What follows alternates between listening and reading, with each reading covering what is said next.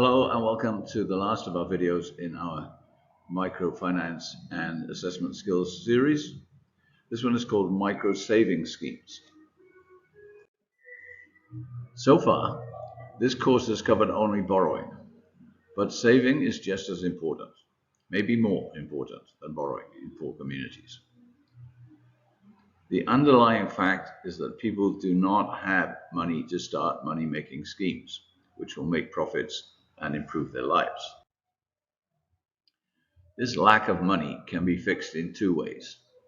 Firstly, by getting the money from someone else, as a loan or a donation or an investment.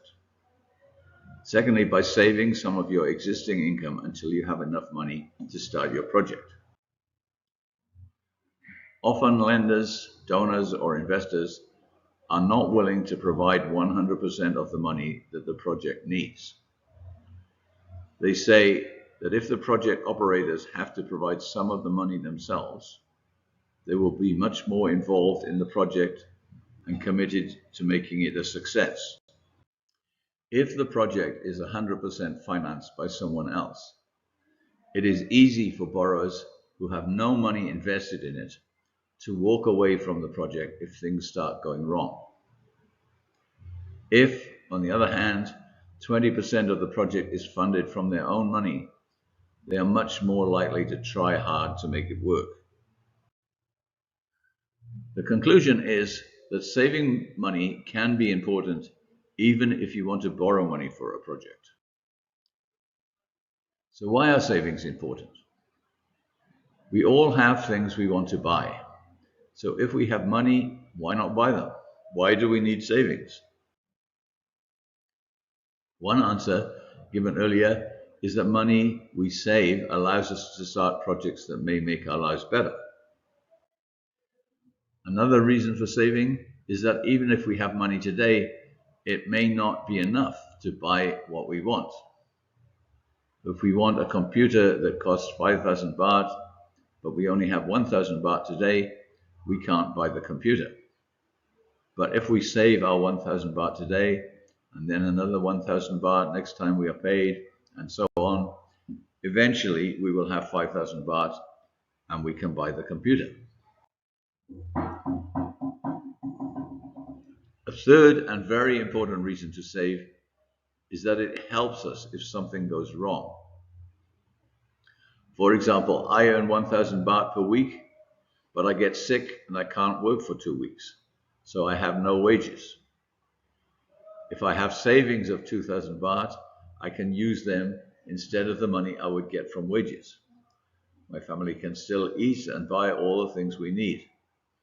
If I did not have any savings when I got sick, I would have no money for food because I have no wages and no savings.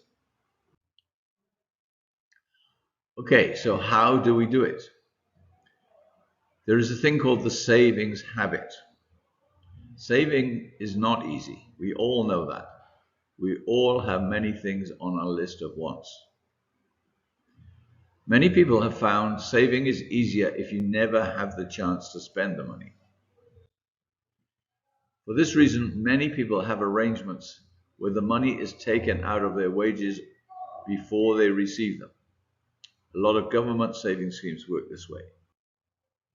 So for example, you earn 1,000 baht per week, but your employer only gives you 950 baht every week. The other 50 baht is paid by your employer to a savings account in your name. So on the left you have the wages of 1,000 baht per week, 950 baht in the middle he gives to you, and 50 baht to your savings on the bottom.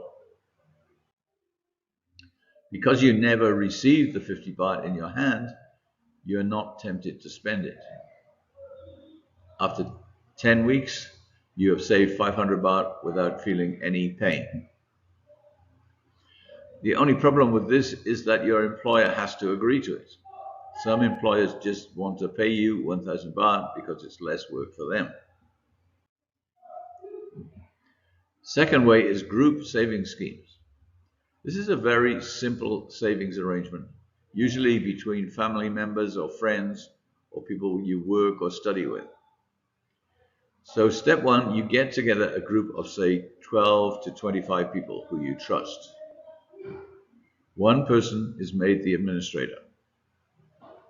You agree how much each person will save every week.